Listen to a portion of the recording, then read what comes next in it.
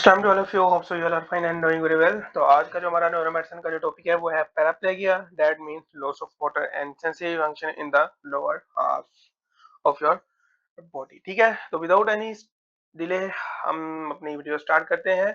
तो आज का जो हमारा टॉपिक है that is paraplegia.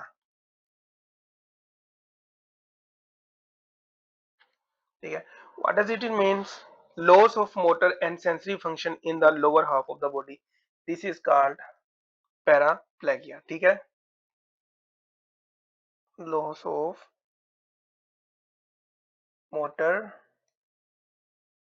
sensory function in lower half of body।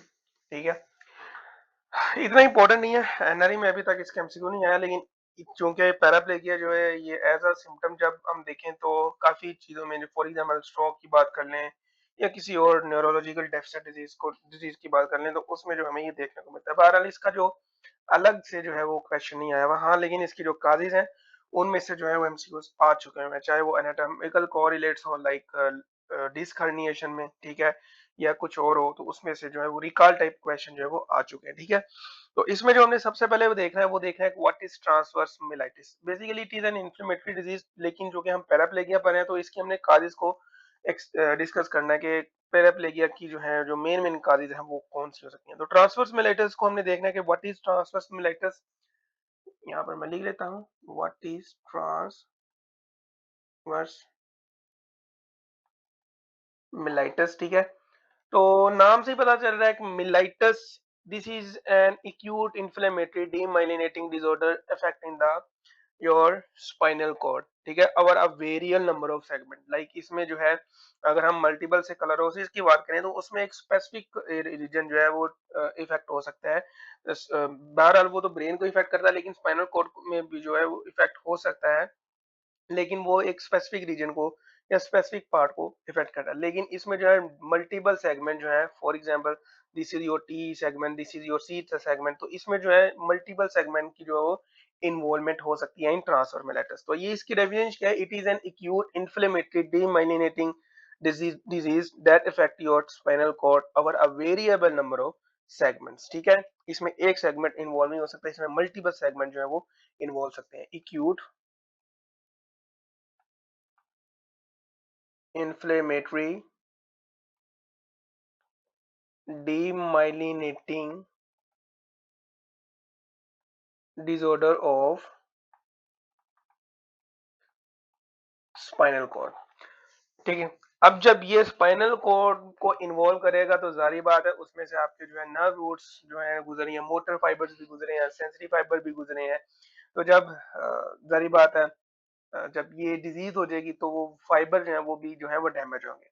जब वो डैमेज होंगे तो हम पढ़ ही रहे हैं कि loss of motor sensory function in your lower half of the body most commonly. ठीक है, तो इसके क्लिनिकल फीचर्स क्या है ट्रांसफर मिलेटस के? What are the clinical features? Subacute paraparesis हमें देखने को मिलता है विद सेंसरी लेवल, मतलब कि जिस लेवल पर जो है हमें स्पाइनल कॉर्ड की जो ये इंजरी देखने को मिलेगी या इन इफेक्टेड एरिया देखने को मिलेगा, उस लेवल के नीचे नीचे जो उसकी ट्रिब्यूटरीज हैं, जिन जिनको वो जो नर्व सप्लाई कर रही हैं जिस भी रीजन को, उस इस रीजन की हमें जो है वो सेंसरी लॉस देखने को मिल सकता है। सब एक्यूट पैरासिस विद सेंसरी लॉस। ठीक है, उसके बाद हमें पेन देखने को मिल सकती है नेक में या बैक में। ठीक है, pain in neck and back. ठीक है, अच्छा, इसकी एक और फॉर्म है जिसको हम कहते हैं डेविक्स सिंड्रोम। ठीक है, व्हाट इज डेविक सिंड्रोम?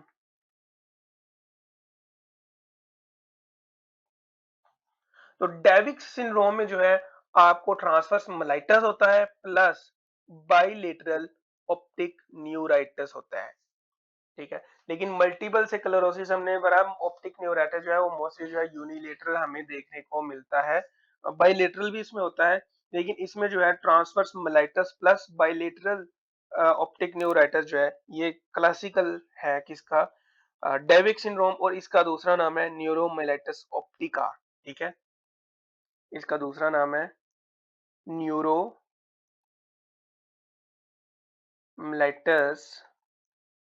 ऑप्टिका। ठीक है, अब इसकी इन्वेस्टिगेशन और डायग्नोसिस क्या है? MRI is always investigation of choice. ठीक है, CSF shows polymorphs and absent oligoclonal band. ठीक है, चूंकि ये डिजीज जो है मल्टीपल स्क्लेरोसिस से जो है वो मिमिक कर रही होती है, तो हमने वो चीजें देखनी है जो कि इस डिजीज को रूल आउट कर दे फ्रॉम मल्टीपल स्क्लेरोसिस। ठीक है, तो जब आप एमआरआई इन्वेस्टिगेट करोगे तो आपको इसमें जो है वेरिएबल सेगमेंट जो है वो इन्वॉल्व देखने को मिलेंगे as compare to multiple sclerosis. उसमें क्या होता है, उसमें एक स्पेसिफिक सेगमेंट इन्वॉल्व होगा मल्टीपल स्क्लेरोसिस में। ठीक है, एक ये बात होगी, मल्टीपल या वेरिएबल सेगमेंट आपको देखने को मिलते हैं इसमें। ठीक है, उसके बाद दूसरी बात ये है कि जब आप सीएसएफ का एनालिसिस करोगे, उसमें जो आपको ओलिगोक्लोनल बैंड नहीं मिलेंगे। That is a hallmark of multiple sclerosis, not this transverse. ठीक है, क्यों? क्योंकि इसमें जो है आपको ऑप्टिक न्यूराइटिस देखने को मिलता है। ठीक है, तो आपको लगता है कि may be it is a case of multiple sclerosis. तो अब जब सीएसएफ करते हो तो आपको इसमें जो है नो ओलिगोक्लोनल बैंड्स देखने को मिलते हैं। These are type of protein in gamma globulin region में। आपको जब जब आप इलेक्ट्रोफोरेसिस करवाते हो सीएसएफ की, तो आपको गामा ग्लोबुलिन रीजन में जो है ये प्रोटीन्स देखने को मिलती हैं। That is oligoclonal band. लेकिन ये सिर्फ मल्टीपल स्क्लेरोसिस में आपको देखने को मिलेंगी। ठीक है, तो ये जो चीजें हैं, दो तीन चीजें हैं जो कि आपको डिफरेंशिएट कर देती हैं फ्रॉम द मल्टीपल स्क्लेरोसिस। ठीक है, इसका ट्रीटमेंट क्या है?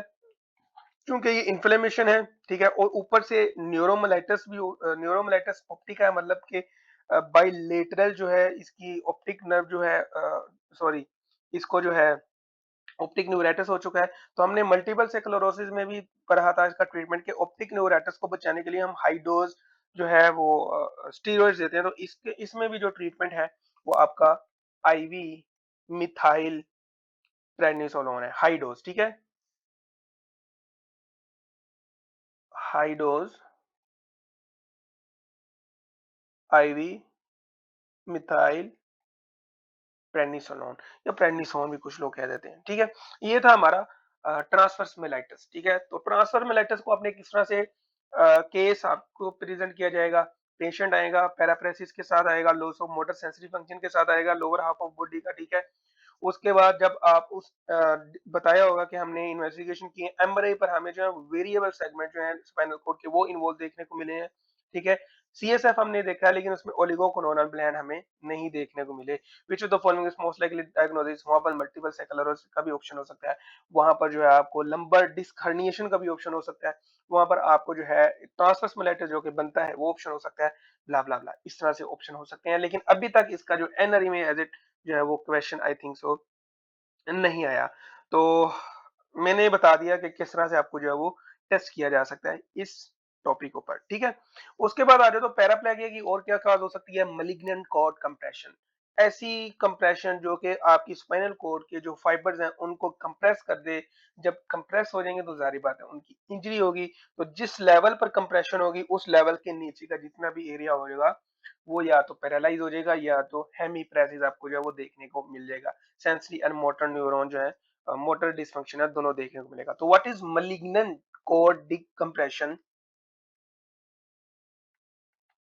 मलिग्नेंट कॉर्ड कंप्रेशन, तो नाम से ही पता चल रहा है कि मलिग्नेंट मतलब कि कोई मेलिग्नेंसी है जिसकी वजह से कॉर्ड कंप्रेशन हो रही है, इसलिए इसका नाम मलिग्नेंट कॉर्ड कंप्रेशन है। It occurs due to the metastatic spread to the vertebral bodies. कोई ऐसा कैंसर जिसकी मेटास्टेसिस जो है वो वर्टेब्रल बॉडीज पर जाकर हो रही है। ठीक है, that will leads to compression of your spinal cord. ठीक है, तो वो कोलैप्स कर जाती है।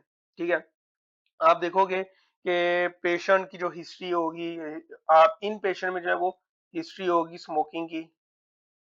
ठीक है, ब्लैडर कैंसर की हो सकती है। ठीक है, प्रोस्टेट कैंसर की हो सकती है, एल्डरली मैन में जो है प्रोस्टेट कैंसर हमें देखने को मिलता है, ब्रेस्ट कैंसर की जो है वो हिस्ट्री हो सकती है। तो ये चीजें जो है देख लेनी है, अपने मेलिग्नेंसी से रिलेटेड है। ठीक है, तो आपने ये चीजें देख लेनी है। क्लिनिकल फीचर इसकी है, नाइट पेन इनमें होती है बिकॉज ऑफ एक पेशेंट जब स्पाइन पोजीशन में जब रात को सोता है तो वो जो ऑलरेडी कंप्रेस हुई हुई है कोड वो मजीद कंप्रेस हो जाती है, वो एग्रवेट हो जाती है, तो नाइट पेन इनमें देखने को मिलती है। ठीक है, दिस इज हाई यील्ड। ठीक है, उसके बाद टेंडरनेस अपॉन स्पाइनस प्रोसेस, जब आप स्पाइनस प्रोसेस को टच करते हो वो आगे ही कंप्रेस्ड है। ठीक है, जब अब और टच करते हो टेंडरनेस फील होती है, इसको हम कहते हैं tenderness. Pain on touching it is called tenderness, तो टेंडरनेस आपको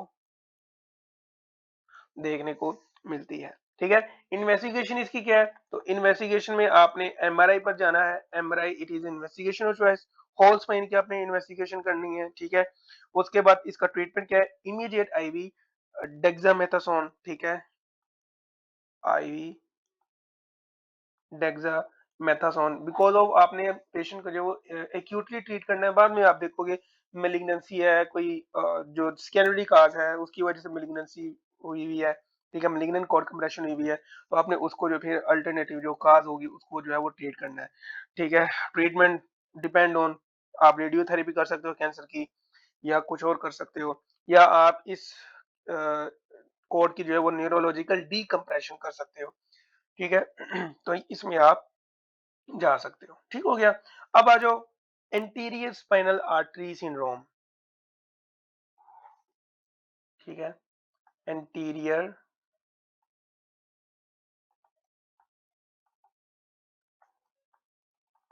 स्पाइनल आर्टरी सिंड्रोम। इसमें क्या होता है, आपका जो एंटीरियर 2/3 ऑफ द कोड है ना, एंटीरियर 2/3 ऑफ कोड का इस्कीमिया हो जाता है। ठीक है, अब इन पेशेंट में जो है वो हिस्ट्री हो सकती है मोस्ट कॉमनली अरोटिक सर्जरी की। ठीक है, स्मोकिंग और सडन हाइपोटेंशन की भी हिस्ट्री हो सकती है, लेकिन आपने ये याद रखना है, अरोटिक सर्जरी की हिस्ट्री हो सकती है। ठीक है, स्मोकिंग की हिस्ट्री हो सकती है, इनमें सडन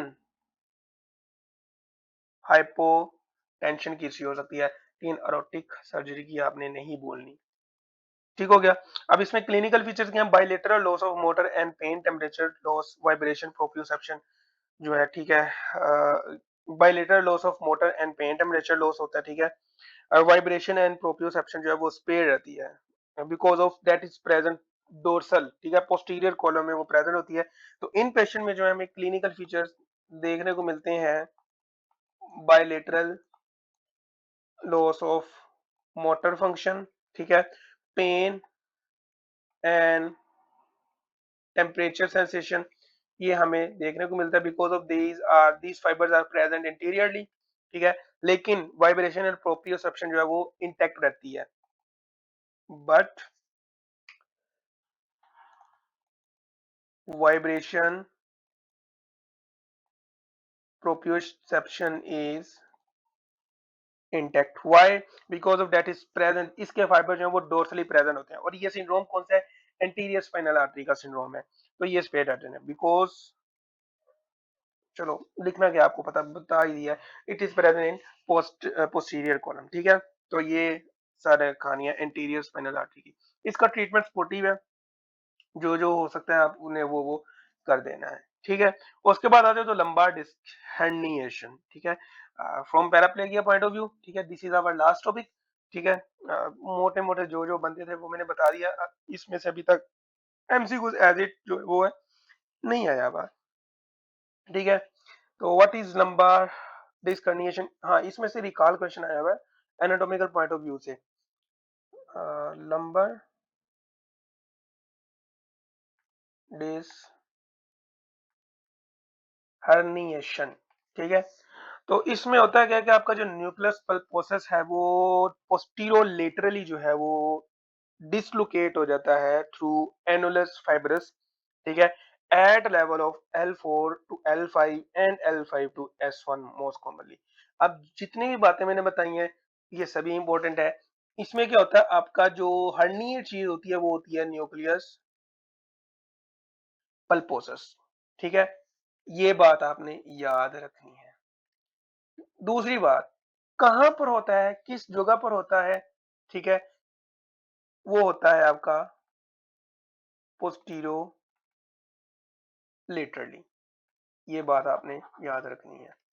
तीसरी बात और मोस्ट इंपॉर्टेंट बात, कौन से वर्टिब्रा पर यह मोस्ट कॉमनली आपको देखने को मिलता है? L4, L5 और L5 और S1, इन वर्टिब्रास पर जो है आपको देखने को मिलता है। तो ये तीनों की तीनों जो है बड़ी ही इंपॉर्टेंट है और इन्हीं से रिलेटेड जो है वो आपको रिकॉल क्वेश्चन पूछा जा सकता है एनाटॉमिकली, ठीक है। अच्छा, क्लिनिकल फीचर इसके क्या है?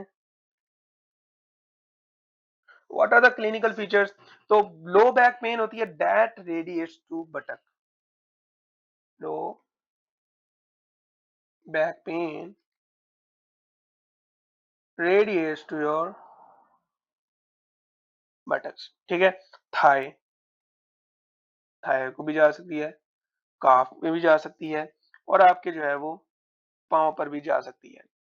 That is worse with coughing, wheezing and relieve by lying flat, ठीक है। कफ के साथ, वीजिंग के साथ जो है अगर वेटेड होती है, ठीक है। ये भी याद रखना है, आपको केस दिया जाएगा तो केस में ये कीवर्ड लाजमी होगा, वो बताएगा कि कफ और ब्रीदिंग के साथ जो है वो एग्रीवेट होती है, मजीद पेन होती है, लेकिन जब वो फ्लैट लेटता है तब उसकी जो है ये पेन रिलीव्ड हो जाती है, लीव्ड बाय लाइंग फ्लैट, ठीक है। इन्वेस्टिगेशन इसमें वही है, एमआरआई आपने करनी है, ठीक है। एमआरआई कर सकते हैं, ठीक है। उसके बाद जो है इसका ट्रीटमेंट है, ट्रीटमेंट इसका कंजर्वेटिव है, ठीक है। मोस्टली जो है पेशेंट जो है वो इसके 80% केसेस हैं वो खुद ब खुद सॉल्व हो जाते हैं, ठीक है। एनाल्जेसिक आप दे सकते हो ट्रीटमेंट में, एनाल्जेसिक दे सकते हो एंड अर्ली मोबाइलाइजेशन, हम उसको पेशेंट को रिकमेंड करते हैं कि एक्सरसाइज थोड़ी जो है वो करे ताकि आपकी जो स्पाइन है वो स्ट्रेच हो और ये जो आपका न्यूक्लियर न्यूक्लियस पर प्रोसेस है ये अपनी लोकेशन में जाए, ठीक है। Surgery is not respond to conservative if there is not or you can say if there is a refractory cases to a medical treatment then surgery, ठीक है। लेकिन 80% में पेशेंट में जो है ये खुद ब खुद जो है वो रिजॉल्व हो जाता है, ठीक है। अच्छा, एक हमारा छोटा सा टॉपिक रह गया वो है कॉडा इक्विना सिंड्रोम, ठीक है। और ये सर्जिकल इमरजेंसी है caused by massive central disc prolapse, ठीक है। characterized by classical triad, ठीक है। तो आपको इसमें जो है क्लासिकल ट्रायड जो है वो देखने को मिलती है। क्या कौन सा सिंड्रोम है? Chorda equina syndrome. इसमें आपने ट्रायड याद रखनी है और वो ट्रायड कौन कौन उसमें कौन कौन से आ जाते हैं? उसमें तो सेडल एनेस्थीसिया आपको देखने को मिलता है, ठीक है। Loss of sensation in the perineum and buttock, इसको सेडल क्यों कहते हैं? क्योंकि आप सेडल पर जो है अपनी बटक को या पेरिनियम वगैरह वो सारे जो है बैठ, अब आपको पता ही है कि सेडल पर जो है कैसे बैठते हो आप, तो सेडल एनेस्थीसिया आपको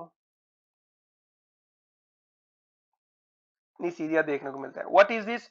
loss of sensation in the perineum and buttock, loss of sensation in perineum buttock, ठीक हो गया। उसके बाद ब्लैडर एंड बाउल डिसफंक्शन आपको देखने को मिलता है, दैट मींस कि इसमें जो है आपको यूरिनरी और फीकल इनकॉन्टिनेंस देखने को मिलता है, ठीक है। उसके बाद आपको बायलेटरल sciatica पेन होती है, ठीक है। बायलेटरल sciatica पेन होती है and that is your emergency case, ठीक है। आपने इसको जो है वो इमरजेंसी में जो है वो ट्रीट करना है। तो ये था हमारा मोटा मोटा आज का। इसके बाद जो है हमारा न्यूरो डिजेनरेटिव डिजीज के ऊपर लेक्चर है, ठीक है, जिसमें हम डिमेंशिया को लेकर चलेंगे और डिमेंशिया की बहुत सी काजेज है। मोस्ट कॉमन जो है वो आपकी जो है अल्जाइमर आ जाती है, ठीक है। पार्किंसन में भी आपको देखने को मिल जाता है, आगे लियो बॉडी डिमेंशिया है, ठीक है? उसमें हम देखेंगे पिक डिजीज़ क्या होती है, वो देखेंगे, उसके बाद वेस्कुलर डिमेंशिया भी होता है, तो ये सारी की सारी चीज़ें बड़ी इंपॉर्टेंट है, बहुत मज़े की हैं, आप इसमें बोर नहीं होंगे। हाँ, ये वाला जो लेक्चर है थोड़ा-सा ये बोर वाला था, बोरियत वाला था, लेकिन बहरहाल क्योंकि सिलेबस में दिया गया है, तो हमने कन हमारा काम बनता है कि हम करें, ठीक है? हमने कुछ भी स्किप नहीं करना, लेकिन हाँ, जो चीज़ इम्पोर्टेंट है उसपे हमने ज़्यादा फ़ोकस देना है। हम इसका लेक्चर देखो, एक मरतबा रीड करो और मैंने बता दिया आपको कैसे-कैसे केस बन के आ सकते हैं, क्वाड्रिक वीनस सिंड्रोम का कैसे केस आ सकता है, सेटल इन चीज़ ही है, ठीक है? ये ट्रायड है, आप इस ट्रायड को याद कर लो, इमरजेंसी हम इसमें ट्रीट करते हैं। बाकी जो ट्रांसवर्स मेलाइटिस है, उसका कैसे केस आ सकता है, how to differentiate from the multiple sclerosis वो भी मैंने बता दिया है, ठीक है? उसमें ओलिगोक्लोनल बैंड्स देखने को मिलते हैं एमएस में, लेकिन ट्रांसवर्स मेलाइटिस में आपको ओलिगोक्लोनल बैंड नहीं देखने को मिलते हैं। उसमें जो लीजन है वो तकरीबन एक सेगमेंट में ही आपको देखने को मिलती है एमएस में, बट इन ट्रांसवर्स मेलाइटिस उसमें जो है आपको मल्टीपल या वेरिएबल सेगमेंट जो है इन्वॉल्व देखने को मिलते हैं। एमआरआई उसमें स्पाइन की जितनी भी डिजीज है आपने उसमें एमआरआई को प्रायोरिटी देनी है, ठीक है? और उसके बाद हमारा जो है लंबर डिस्क हर्निएशन, इसको भी हमने देख लिया, इसमें जो पॉइंट्स है वो हमने देख लिए, इनकी लोकेशन, ठीक है? एनुलस फाइब्रस से जो है न्यूक्लियस पल्पोसस जो है वो पोस्टीरोलेटरली जो है वो डिसलोकेट करता है और साथ-साथ जो उसके फाइबर्स आ रहे होते हैं नीचे उनको जो कंप्रेस करता है और वो कॉरेस्पॉन्डिंगली जो है वो जो फाइबर होते हैं उनसे रिलेटेड जो है वो सिम्पटम्स दिखाता है। कौन सी मोस्ट कॉमन लोकेशंस हैं वो हमने पढ़ ली थी। ठीक है? L4 to L5, L5 to S1 ये मोस्ट कॉमन लोकेशन होती हैं, ठीक है? ट्रीटमेंट इसका यही है कि आपने अर्ली मोबिलाइजेशन करनी है। 80% चांसेस होते हैं कि पेशेंट जो है इस ये खुद ही रिज़ॉल्व हो जाता है, इसलिए हम पेशेंट्स को कहते हैं कि अर्ली मोबिलाइजेशन या एक्सरसाइज़ वगैरह करें, तो आपकी ये जो हर्निएशन है ये खुद ब खुद ठीक हो जाती है। रिफ्रैक्टरी केसेज़ में जो है लास्ट रिज़ोर्ट आपका पास सर्जरी बचता है, ठीक है? और उसके बाद जो है हमने ये क्वाड्रिक वेनस सिंड्रोम कर लिया, इसमें हमें ट्रायड देखने को मिलता है classical saddle anaesthesia, urinary and faecal incontinence and bilateral sciatica pain. मुझे दीजिए इजाज़त, अपनी दुआओं में हमेशा याद रखें, मिलते हैं नेक्स्ट वीडियो में। अल्लाह हाफ़िज़।